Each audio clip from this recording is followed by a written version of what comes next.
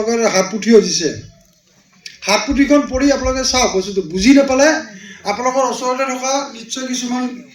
এই বিষয়ে জ্ঞাত আৰু এই বিষয়ে জ্ঞান থকা মানুহ আপোনালোকৰ আছে এই জ্ঞান থকা মানুহবিলাকক আপোনালোকে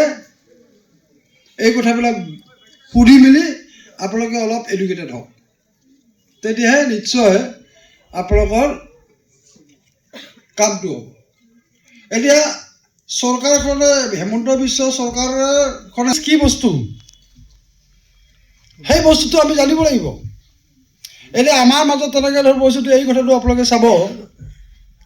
যে 5 বছৰ পিছত যেতিয়া নিৰ্বাচন অনুষ্ঠিত হ'ব 5 বছৰ পিছত নিৰ্বাচন অনুষ্ঠিত হ'লে যাতে আপোনালোকৰ বিৰুদ্ধে যাতে ৰাইজে ভোটাৰ ৰাইজে যাতে আপোনালোকৰ বিৰুদ্ধে অভিযোগ উত্থাপন কৰিবলগীয়া নহয় যেতিয়াই ৰাইজৰ প্ৰতিনিধি হিচাপে নিৰ্বাচিত হওঁ তেতিয়া আমাৰ জাত পাত নাথাকা হৈ যায় আৰু আমি এই যে আঁচনিবিলাক কি যে PMI ঘৰটো মানুহজনে পাব লাগে অৰুণোদয় আঁচনিটো কোনে পাব লাগে দুখীয়া মানুহজনে পাব লাগে যে ইয়াত যিমান জিলা ইমান প্ৰত্যেকেই অহাবাৰ আকৌ নিৰ্বাচিত হৈ আহক প্ৰত্যেকেই অহাবাৰ আকৌ নিৰ্বাচিত হওক আৰু আপোনালোকে প্ৰত্যেকেই অহাবাৰ নিৰ্বাচিত হ'ব লাগিলে কি হ'ব লাগিব আপোনালোকে ভাল কাম কৰিব লাগিব আপোনালোকে মানুহৰ সমস্যা মানুহৰ অভাৱ আপোনালোকে 100% নোহোৱা কৰিব নোৱাৰে অসম্ভৱ কথা কিন্তু আপোনালোকে তাৰমানে অন্ততঃ এই ভাল কামখিনি কৰাৰ কাৰণে বা আপোনালোকে মানুহৰ লগত আপোনালোকে যোগাযোগটো অক্ষুণ্ণ ৰাখক এই কথাটো আপোনালোকে প্ৰতিপন্ন কৰক এটা অঞ্চলত 10টা ৰাস্তাৰ কথা ক'ব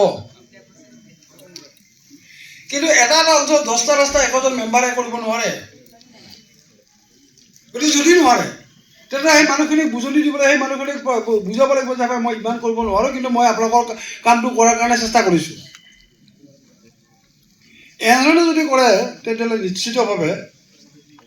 আপোনালোকৰ স্থায়ী হ'ব ইয়াত আছে তাৰমানে জিকে আছে তাৰমানে মহিলাসকলৰ এটা সুবিধা আছে সুবিধা আছে যে মেল হ'লেও আপোনালোকে উঠিব পাৰে ফিমেল হ'লেও আপোনালোকে উঠিব পাৰে আমিহে নোৱাৰোঁ আমাক অলপ হিংসা কৰিছে গতিকে আপোনালোকৰো কৰিছে আপোনালোকে মেল হ'লেও পাৰে ফিমেল হ'লেও পাৰে আপোনালোকে তাৰমানে অহাবাৰ যাতে প্ৰতিগৰাকী ইয়াত যিমান মহিলা আছে বেছি মহিলাই দেখা হৈছে আজিকালি চাকৰি মই অলপ আগতে বিৰজা আৰ্টছত সোমাইছোঁ তাতে 5টা টিচাৰ দিছে নতুন টিচাৰ 5টাই ছোৱালী 5টা ছোৱালী এপইণ্টমেণ্ট হৈছে 5জনীয়ে ছোৱালী তাৰমানে কি ছোৱালী কিমান আগবাঢ়ি গৈছে গতিকে সেইকাৰণে মই ইয়াত এটা মই যিসকল মহিলা সেইসকলক কৈ গৈছোঁ যে আপোনালোকে যাতে অন্ততঃ প্ৰতিগৰাকী মহিলা প্ৰতিনিধিয়ে নিৰ্বাচিত প্ৰতিনিধি যাতে অহাবাৰ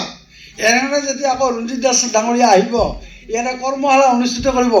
আপোনালোকক যাতে আমি আকৌ দেখা পাওঁ মই এই কথাটোহে তাৰমানে মই আশা কৰিম